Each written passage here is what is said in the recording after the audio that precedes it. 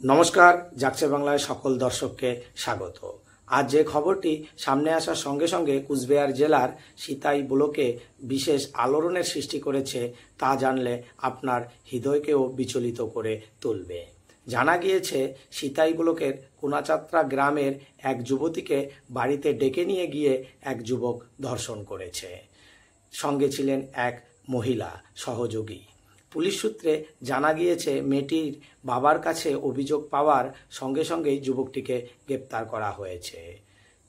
কিছুদিন আগে কলকাতার আরজিকর মেডিকেল কলেজের অভয়ার ধর্ষণ মামলায় সারা পৃথিবীর সঙ্গে সঙ্গে কুচবিহার, শীতলকুচি এবং কলকাতার বুকে যে তীব্র আন্দোলন প্রকাশিত হয়েছিল তার মাঝেই যেন এই বাংলায় ধর্ষণ কিছুতেই কমছে না। ধর্ষণকারীরা এত সাহস পাচ্ছে কোথা থেকে, এই প্রশ্ন করা হলে সাধারণ মানুষ বেজায় ক্ষুব্ধ প্রকাশ করেছেন। এই প্রতিবাদে সিতাই ব্লকে সিতাই বৃহত্তর হিন্দু ঐক্য সমিতির ডাকে আন্দোলনের ডাক দেওয়া হয়েছে।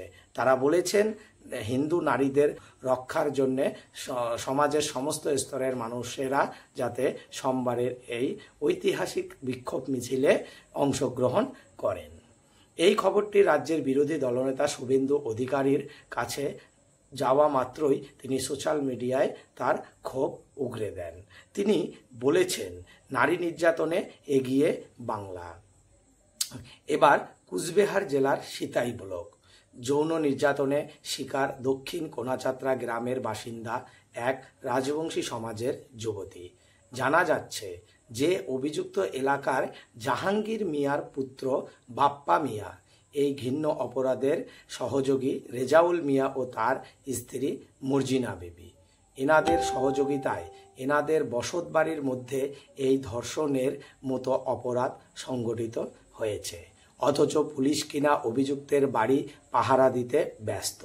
এদিকে নির্যাতিতার বাবার অভিযোগের ভিত্তিতে এখনো পর্যন্ত এফআইআর রুজু করা হয়েছে কিনা ঠিক নেই।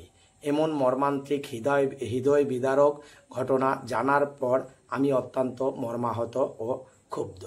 আমরা কোন রাজ্যে বসবাস করছি যেখানে প্রতিনিয়ত নারী নির্যাতন, খুন, ধর্ষণ কিংবা দুষ্কৃতীদের তাণ্ডব লেগেই চলেছে? এমন মর্মান্তিক ঘটনায় সমাজের পক্ষে অত্যন্ত দুর্ভাগ্যের। এই কঠিন সময়ে আমি নির্যাতিতার পরিবারের পাশে আছি। আমি শুনেছি যে অভিযুক্ত ছেলেটি পুলিশের কাছে আত্মসমর্পণ করেছে, কিন্তু ছেলের বিরুদ্ধে কোনো এফআইআর দায়ের করা হয়েছে কিনা পরিষ্কার নয়। নির্যাতিতার পরিবারের জন্য কোনো রকম সুরক্ষার ব্যবস্থা প্রশাসনের পক্ষ থেকে করা হয়নি।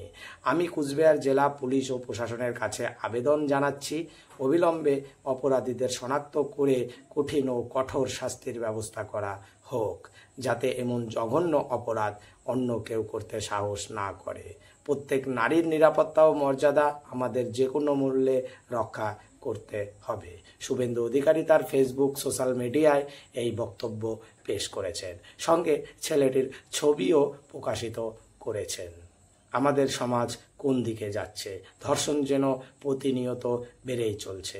কুচবিহার থেকে কাকদ্বীপ, সিতাই থেকে শীতলকুচি, সমস্ত স্তরে যেন ধর্ষণকারীরা রাজার মতো চলাফেরা করছে। পুলিশ প্রশাসন কবে এদের ধরে কঠোর থেকে কঠোরতম শাস্তি দেবে